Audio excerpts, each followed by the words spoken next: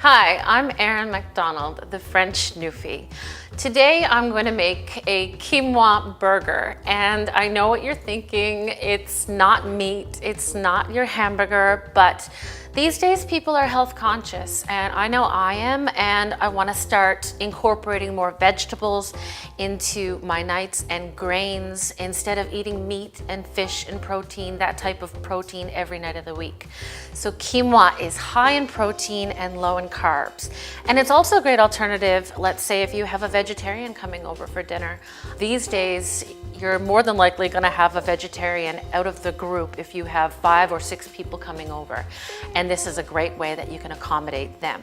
So I have the quinoa, and I already cooked the quinoa this morning. And how you're going to make that is 1.5 cups of hot water, boiling water, and then the quinoa inside. And you do that for about 15 minutes, let it boil, turn down the heat, and cool it in the refrigerator. And that's what I have done. So now I'm gonna get it into the bowl, just like so. And because I want it to taste similar to that meaty burger that everyone loves and craves, we need to incorporate quite a bit of flavor, which is what I'm going to do. So what you'll need is, for this recipe, you need 2 eggs. So let's get that in, just like that. And again, that's the reason that I let it cool, because if I would have put the eggs in and it was hot, it would scramble the eggs, and you don't want scrambled eggs.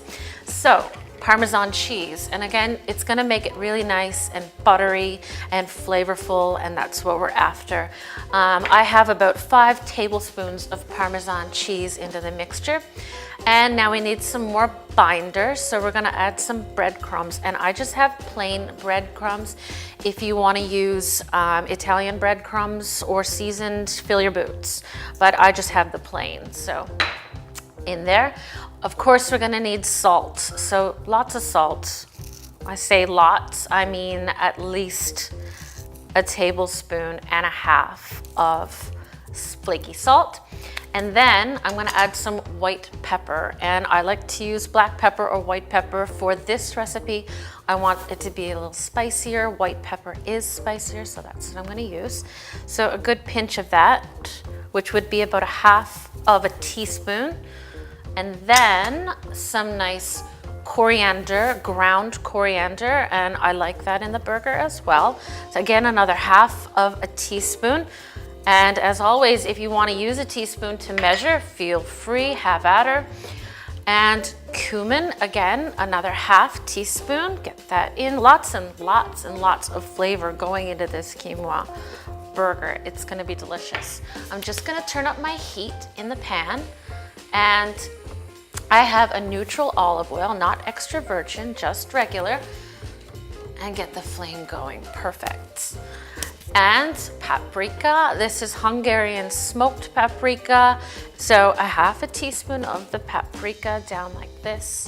A couple of chili flakes. I like a lot of heat. And now this is everything. So I'm gonna get that mixed up.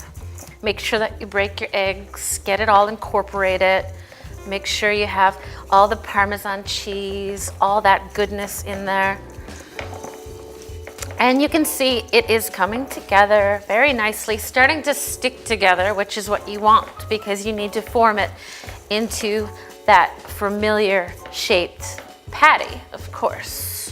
Now I'm gonna show you how to form it and make it into that patty. What I have done is just cut a piece of plastic wrap, saran wrap, and I'm gonna get that onto my board. And then what you wanna do is take a cover. I just have a cover or a lid. You can find all kinds of molds in the stores these days that that can make a patty, but I like to use the top of this container that I actually have, so it works perfect. Use what you have. And get that into your little burger shaped cylinder like I have. It mimics it perfectly. So I'm just gonna put that in and pack it down tightly. It's okay if you pack it down tightly with this one, because you actually want it to stick together like that. And now, with a little bit of force, what you want to do is take it and smack it down onto the saran wrap, just like that. And it will come apart a little bit because it is the quinoa, but what you can do is recover from that by taking the plastic wrap and pushing it up and over like this. And then the same thing, you push it up and it will come together as a little burger patty. And again, like this. And then up into the center and slightly push down, and that's what you're left with, is a nice patty shape. But it does need to set up in the refrigerator. And of course, as always, I did that earlier today, and I have some already done. So this is what it's like when it's set up for at least 1 hour in the refrigerator. And just take it apart. And you can see now it's more formed and set, so you can touch it, you can move it, and you want to get it straight into your pan, like that. Down into the pan. Perfect. And now we're going to let that go for around 3 minutes on each side. So I'm going to move this board out of the way and bring in another board, because I collect boards, so I have boards everywhere. And I'm gonna show you some ingredients that to me make it a burger. I mean, let's be honest, it's not all about the meat or the chicken or whatever type of burger you have. It's what goes on top that makes it the burger, in my opinion. So I have a really nice bun here that I bought this morning, and it's got a little cheese crust. You gotta have lots of flavor, especially when you're making a quinoa burger. So because it is the quinoa, it may fall apart when you bite into it. What I like to do is actually take the bottom of the bun out, and that's gonna make a little cavity that will be great resting area for your burger. Just like that. As you can see, it's hollowed out. So if the quinoa goes down inside, when you bite, the quinoa is not gonna fall apart and go everywhere. Tomato, lettuce, pickle, cheese. These are the usual suspects that you would find on a burger. You can put whatever you want. This is what I like, so this is what I'm going to use. The beef tomato is perfect for this burger because they're juicy and they're round. And I worked at a restaurant before cutting so many of these, hundreds of beef tomatoes. And the best way I found is to use a serrated edge bread knife for cutting them. So I'll just get that down. You can see the serrated edge really helps you get perfect cuts. But I only need one for this burger, just like that. I'm gonna turn over my patty now. It's sizzling up really nicely. And be careful, flip it quickly, just like that. It's got some really nice color onto it. It's crispy. It's gonna be so yummy with all of these toppings. And another thing that I wanna do now is, so that it doesn't burn, but we need the inside to cook as well and warm up, because there is the raw egg in there. So you can take a cover to your pan if you have, or a cover to a pot, and put that down over like this. And what that's gonna do is make sure that the inside gets cooked as well. So just another minute on this. And I'm also gonna add my cheese, because I like my cheese to be melty. And that's gonna ensure that it melts and gets all delicious in here.